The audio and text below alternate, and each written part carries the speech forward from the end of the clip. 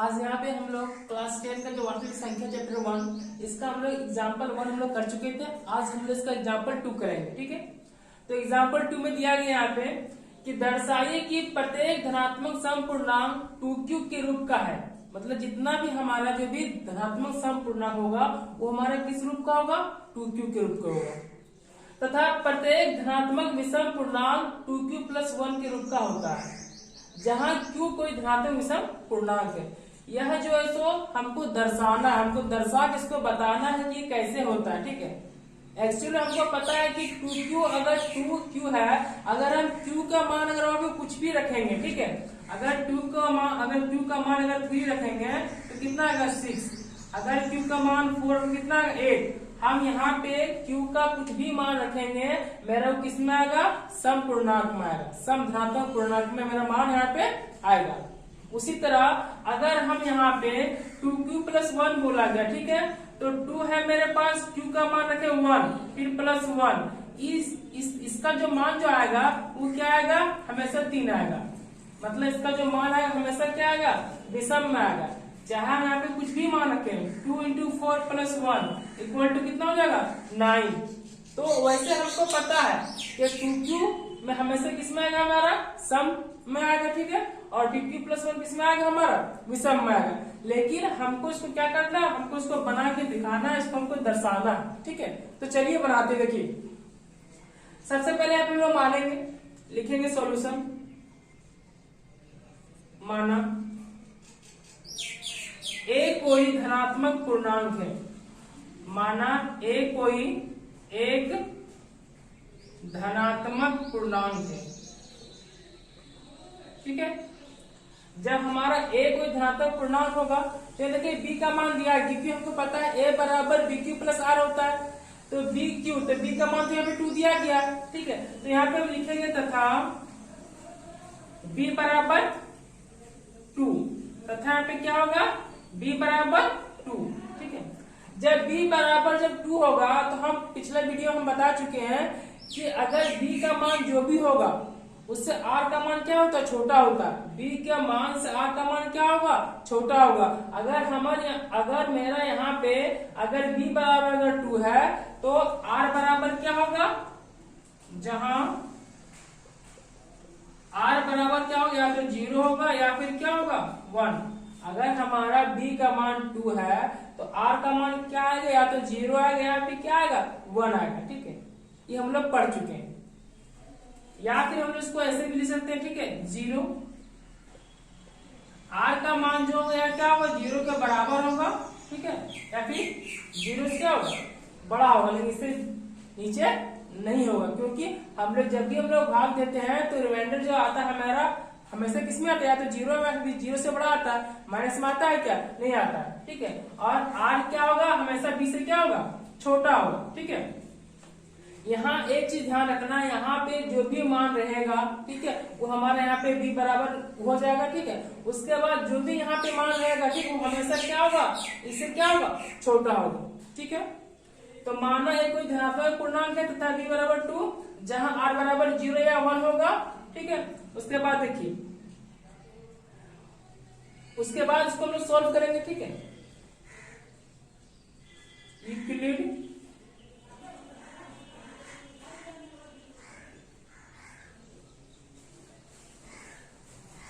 विभाजन एल्गोरिथम से, यूक्लिड विभाजन एल्गोरिथम से। ठीक है, तो यूक्लिड विभाजन एल्गोरिथम का जो फॉर्मूला क्या होता है? a = bq + r होता है।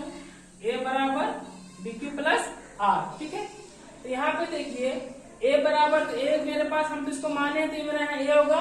b का मान कितना है? 2 है, तो यहाँ पे क्या होगा? 2q + r। ठीक है, अब इसको सॉल्व करना है। ठीक है, देखिए यहाँ पे, देखिए यहाँ पे। ठीक है, जब हमारा यहाँ पे, ठीक है, जब r बराबर होगा 0, ठीक है, r बराबर जब क्या होगा? मेरा 0 होगा। ठीक है, तो a बराबर मेरे पास क्या हो जाएगा? 2q + 0। ठीक है, जब हमारा r = 0, मतलब r का मान जब हम 0 जब पुट करेंगे तो a बराबर मेरा क्या हो जाएगा? 2q + 0 = क्या आ जाएगा? 2q। तो 2q मेरा यहाँ पे क्या होगा? सम होगा। ठीक है, उसी तरह जब हम यहाँ पे r का मान रखेंगे 1, r का मान यहाँ पे क्या रखेंगे हम 1 जब रखेंगे तो a बराबर मेरे पास कितना हो जाएगा 2q प्लस 1, क्योंकि r का मान यहाँ पे क्या 1 है तो 1 रखेंगे, r का मान यहाँ 0 तो यहाँ पे 0 पुट किए, ठीक है। तो जब r बराबर 1 तो a बराबर 2q प्लस 1, यह मेरा किस रूप में होगा, यह मेरा होगा विषम संख्या के रूप में मेरा ये आ गया, ठीक है। हमको वही तो यहाँ पे दर्शाना था कि दर्शाइए कि 2q क्या एक समधनात्मक पूर्णांक है, 2q प्लस 1 एक विषम धनात्मक पूर्णांक है। अब यहाँ पे हम लिखेंगे, ठीक है, ठीक है। इसलिए ठीक है, कोई भी धनात्मक पूर्णांक, इसलिए कोई भी धनात्मक विषम पूर्णांक 2q प्लस 1 के रूप में हो सकता है, ठीक है। फिर से एक बार समझ लीजिए। क्वेश्चन बोला था कि दर्शाए कि प्रत्येक धनात्मक समपूर्णांक क्यूकी के रूप का है तथा प्रत्येक धनात्मक विषम पूर्णांक क्यूकी प्लस 1 का रूप का होता है, ठीक है। हमको इसको दर्शाना है। माना एक कोई धनात्मक पूर्णांक लिख दिए तथा b बराबर 2, जहाँ r क्या होगा हमेशा से क्या होगा छोटा होगा। एल्गोरिथम से इसका जो फॉर्मूला हम लोग पुट किए, जब r बराबर 0 होगा, r बराबर कितना है 0, तो a का मान कितना आ जाएगा 2q। जब r का मान 1 होगा तो a का मान कितना है 2q प्लस 1। इसलिए कोई भी धनात्मक विषम पूर्णांक 2q प्लस 1 के रूप में हो सकता है। क्लियर है, ठीक है। आगे देखिए,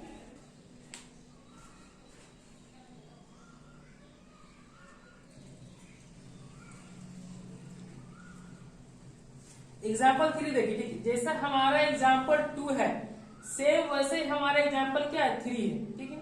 एग्जाम्पल 3 में बोला गया है कि दर्शाई कि एक धनात्मक विषम पूर्णांक 4q प्लस 1 या 4q प्लस 3 के रूप का होता है, जहाँ q एक क्या पूर्णांक है। मतलब हमको दर्शाना है कि इन दोनों जो होता है क्या होता है एक धनात्मक विषम पूर्णांक होता है, ठीक है। तो उसके लिए देखिए सेम चीज हमको यहाँ पे करना है। क्या किए, माना a को एक धनात्मक पूर्णांक है तथा b बराबर 4। हम क्या बोले थे, हम बोले थे कि अगर हमारा b अगर यहाँ पे जो रहेगा, ठीक है, उसका यहाँ पे मान रखेंगे यहाँ पे b बराबर 4, और यहाँ का मान जो हमारा होगा वो हमेशा क्या होगा r से क्या होगा, r से क्या होगा, r से बड़ा होगा ये मान, ठीक है। और b का मान जो है यहाँ पे वो r का मान क्या होगा छोटा होगा यहाँ से, ठीक है। अगर b अगर यहाँ पे 4 है तो r का मान क्या होगा, या तो 0 आएगा या 1 या 2 या 3, लेकिन 4 नहीं आएगा, ठीक है। जो भी हमारा यहाँ पे r का मान होगा, ठीक है, सॉरी, जो भी हमारे यहाँ पे b का मान होगा वो हमेशा क्या होगा r से क्या होगा बड़ा होगा, ठीक है। r का मान क्या होगा छोटा होगा, b का मान क्या होगा बड़ा होगा।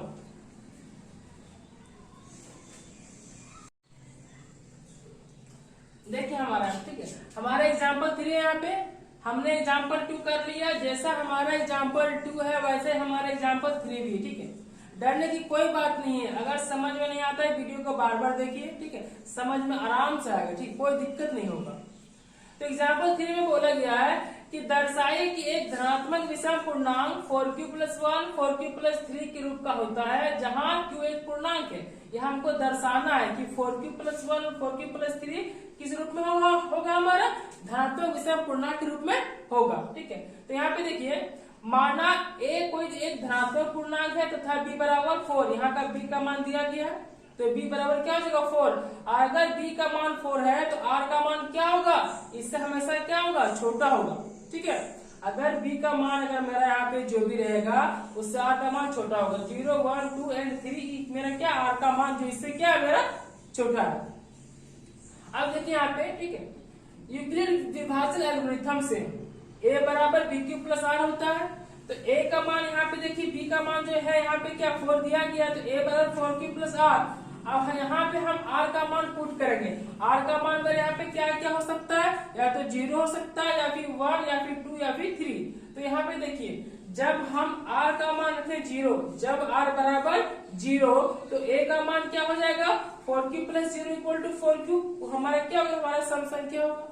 उसी तरह जब हम r का मान रखेंगे 1, r का मान हम क्या पुट किए 1, तो a बराबर मेरा क्या हो जाएगा 4q प्लस 1 हो जाएगा, जो हमारा क्या है विषम पूर्णांक है, ठीक है। उसी तरह जब हम r का मान रखेंगे 2 तो a बराबर क्या हो जाएगा 4q प्लस 2 जो हमारा एक सम संख्या आएगा।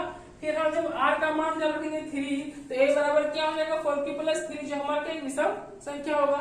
तो यहाँ पे हमको देखना है कि a का मान क्या क्या आ रहा है। तो a का मान जो आ रहा है हमारा वो क्या आ रहा है, एक बार हमारा 4q आ रहा है, फिर 4q प्लस 1 आ रहा है, फिर 4q प्लस 2 आ रहा है, फिर 4q प्लस 3 आ रहा है। ठीक है, 4q plus 1, 4q plus 2 and 4q plus 3 ये हमारा क्या है, हमारा r का मान है। ठीक, मतलब a का मान आया। ठीक है, a के संभव मान तो इतना a का मान हो सकता है। कब, जब हमारा b बराबर जब 4 होगा तो a का मान इतना आ सकता है। ठीक है, अब देखिए चूंकि a एक विषम पूर्णांक है इसलिए कोई भी धनात्मक विषम पूर्णांक 4q प्लस 1 या 4q प्लस 3 के रूप का होगा। ठीक है, अगर हम विषम पूर्णांक की अगर हम बात करें तो हमेशा क्या होगा, हमारा 4q प्लस 1 और 4q प्लस 3 मेरा किस क्या होगा, वह मेरा विषम पूर्णांक के रूप में होगा। ठीक है, फिर भी अगर समझ में अगर नहीं आता है, ठीक है, तो हमें कमेंट करके बताएं, हम समझाने की कोशिश करेंगे। इसके बाद हम एग्जाम्पल 4 देखेंगे। आइए एग्जाम्पल 4 देखते हैं। देखिए यहाँ पे, ठीक है, हम लोग यहाँ पे एग्जाम्पल 4 करेंगे। एग्जाम्पल 1, 2, 3 ठीक है, हम लोग कंप्लीट कर चुके हैं। हम लोग एग्जाम्पल 4 कंप्लीट करेंगे। देखिए यहाँ पे बोला गया है कि एक मिठाई विक्रेता के पास 420 काजू की बर्फियां और 130 बादाम की बर्फियां है। जो भी दुकानदार है, ठीक है, उसके पास क्या है, 420 क्या काजू की बर्फी है और 130 क्या बादाम की बर्फी है।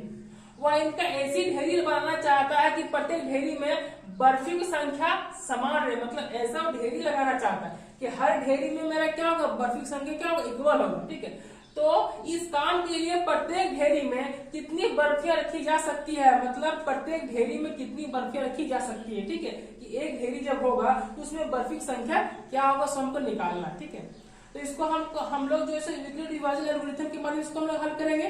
देखिए सबसे पहले जो दिया उसको लिखेंगे। ठीक है, देखिए यहाँ पे दिया है, आप लोग भी मेरे साथ लिखती जाए। ठीक है, दिया है, क्या दिया गया है, प्रत्येक ढेरी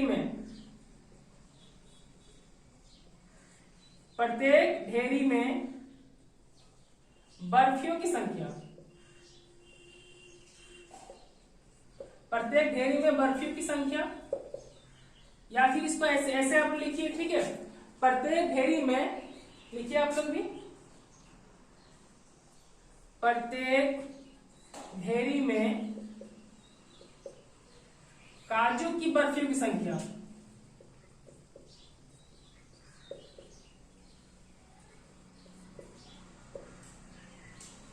कितना है, 420 तथा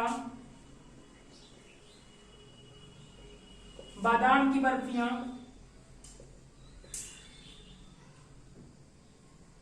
तथा बादाम की बर्फियां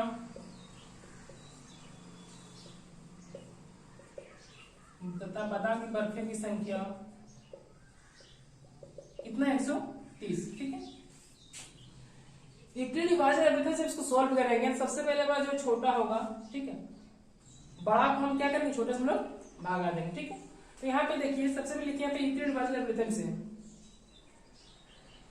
यूक्लिड विभाजन एल्गोरिथम से। ठीक है, देखिए इसको हम भाग करेंगे। ठीक है, 420 को हम लोग किससे भागा देंगे, इसे 30 से भागा देंगे। ठीक है, अब देखिए यहाँ पे इसको भागा देंगे 3 से। ठीक है, क्योंकि 130 इंटू 3 कितना होगा, 390। 130 इंटू 3 कितना होगा, 390। आप लोग भी गुना कर देखिए, 3 इंटू 0 0, 3 3 जा 9, 3 1 जा 3। इसको माइनस से हम लोग करेंगे, 0 में 0 जाएगा, 12 में जाएगा 9, कितना बचेगा, 12 में 9 जाएगा। तो यहाँ पे देखिए 0 में 0 गया। ठीक है, और 12 यहाँ पे, तो 2 में तो 9 जाएगा नहीं, तो 12 में यहाँ पे कैरी करेंगे, तो 12 12 में जाएगा 9, तो कितना बचेगा, 3 बचेगा। ठीक है, ठीक है, कितना बचेगा, 3 बचेगा। ठीक है, अब देखिए यहाँ पे, अब इसको हम डिवाइड करेंगे 130 को, तो 4 3 कितना हो जाएगा, 120। ठीक है, 30 इंटू 4 कितना होगा, 120। इसको माइनस करें, कितना बचेगा, 10 बचेगा। ठीक है, और फिर इसको हम लोग डिवाइड करेंगे, किसको डिवाइड करेंगे हम लोग, 30 को। कितना बार में, 3 बार में। कितना आएगा, सेक्शन मेरा कितना आ गया, 0। और हमको पता है जब हमारा सेक्शन जब 0 जब आ जाएगा तो उसको छोड़ देंगे। ये मेरा एसएफ कितना निकल गया, 10। ठीक है, तो इसको जो है हम लोग इस रूप में लिखेंगे। किस रूप में, a बराबर BQ प्लस R के रूप में हम इसको लिखना शुरू करेंगे। ठीक है, देखिए पहला भाज्य होगा, 420 इक्वल टू कितना 130 गुना कितना है 3 सेक्शन कितना है 30। क्या r के बराबर 0 है? r 0 यहाँ पे मेरा आया है नहीं, तो r नॉट इक्वल टू 0। फिर देखिए फिर होगा 130 इक्वल टू कितना 3 इंटू कितना हो जाएगा 4, ठीक है 3 इंटू मतलब 30 इंटू 4 प्लस रिमाइंडर कितना बचा 10। r बराबर 0 आया है नहीं आया, ठीक है। फिर देखिए यहाँ पे 30 इक्वल टू कितना हो जाएगा 10 इंटू कितना 3 प्लस सेक्शन कितना है 0। r बराबर मेरे यहाँ पे क्या आ गया 0, तो मेरा एसएफ कितना हो गया 10। इसलिए यहाँ पे लिखेंगे, इसलिए अतः यहाँ पे अतः लिखते हैं, ठीक है। अतः प्रत्येक घेरी में बर्फियों की संख्या, प्रत्येक घेरी में बर्फियों की संख्या इक्वल टू कितना होगा 10। यह मेरा क्या हो गया, मेरा आंसर हो